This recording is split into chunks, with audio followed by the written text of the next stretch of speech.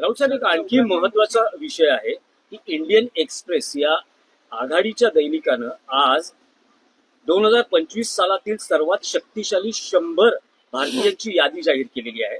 ज्या यादीत पंतप्रधान नरेंद्र मोदी आहेत, केंद्रीय गृहमंत्री अमित शहा आहेत, त्यासह विविध मान्यवर आहेत, जसं काही उद्योजक आहेत, कलावंत आहेत, खेळाडू आहेत. त्यात महाराष्ट्रातील 5 राजकारणी आहेत. त्यात प्रामुख्यानं मुख्यमंत्री देवेंद्र फडणवीस, उपमुख्यमंत्री एकनाथ शिंदे, अजित पवार, नितीन गडकरी, शरद पवार असे सगळे महाराष्ट्रातलेही नेते आहेत. पण या यादीत ठाकरे कुटुंबापैकी उद्धव ठाकरे, राज ठाकरे दिसत नाही.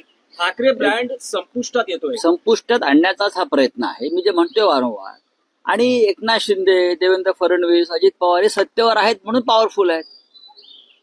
एकनाथ शिंदे, देवेंद्र फडणवीस आणि अजित पवार यांची जर नावं, नितीन गडकरी यांची नावं जर कोण घेत असेल त्याचं कारण ते सत्तेवर आहे. आणि शरद पवार सत्तेवर, शरद पवार हे लोकनेते आहेत.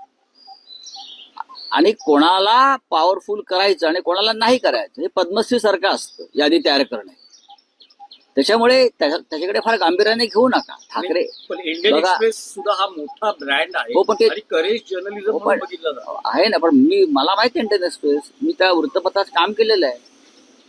मला माहिती आहे यादी कोणी केली आहे, कशी केली आहे, त्यासाठी कोणती मापं लावली हे पाहावं लागेल.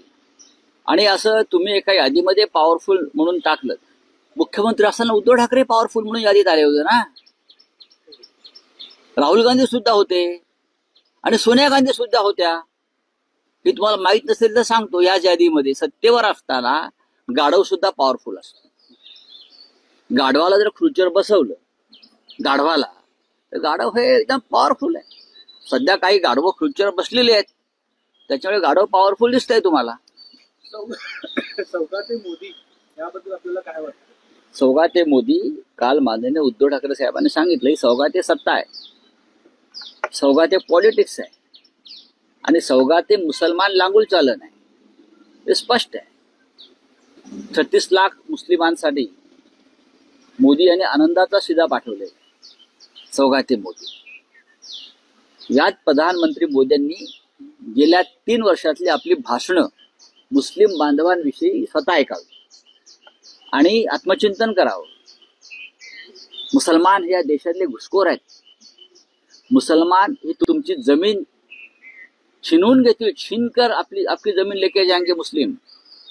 मुसलमान तुमच्या गळ्यातलं मंगलसूत्र खेचून नेतील बरं का. तुमच्याकडे जर 2 गायी किंवा म्हशी असतील तर 1 गाय मुसलमान खेचून नेतील, ओढून नेतील. अशा सांगणाऱ्या प्रधानमंत्री मोदी आणि त्यांच्या भाजपला मुसलमानांच्या ज्या प्रेमाच्या उकाळ्या फुटलेला आहे ते ढोंग आहे, पाखंड आहे. हे निवडणुका डोळ्यासमोर ठेवून केलेलं राजकारण आहे. जो माणूस मुसलमानांविषयी इतक्या विखारी पद्धतीनं कालपर्यंत बोलत होता, विषारी पद्धतीनं, त्यांना देशाचं नागरिक मानायला तयार नाही. त्यांना दुय्यम दर्जाचा नागरिक मानतात हे लोक. आणि आज तुम्ही मुसलमानांच्या बाजूनं बोलताय, ढोंग नाही तर काय. याचा अर्थ स्पष्ट आहे. उद्याच्या निवडणुकीमध्ये जिथे मुस्लिम बहुसंख्य आहेत तिथे भारतीय जनता पक्षाला प्रत्येक बूथवर जास्तीत जास्त मतं घ्यायची आहेत आणि ती सुद्धा घटनाबाह्य पद्धतीने, माफिया पद्धतीने. आणि मग त्यांना दाखवायचं, बघा आम्ही सौगाते मोदी केल्यामुळे मुस्लिमांनी आम्हाला मतदान केलं.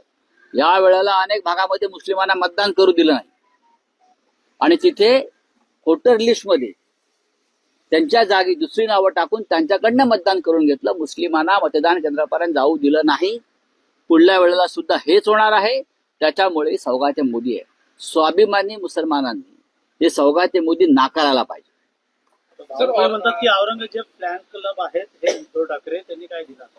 मग तुम्ही दिलत ना. आता आम्ही जेव्हा देत होतो मुसलमानांना, करोना काळामध्ये मदत देत होतो, तेव्हा टीका करणारे हेच औरंगजेब फॅन क्लबचे बावनकुळे होते. हो, यांच्या घरामध्ये बघा, बेडरूम मध्ये औरंगजेबाचा फोटो असेल, कारण औरंगजेब निवडणूक जिंकून देतो. बावनकुळेच्या घरात औरंगजेब, अफजल खान, शाहिस्ते खानाचे फोटो असणारच, त्याच्या खिशामध्ये पण असेल.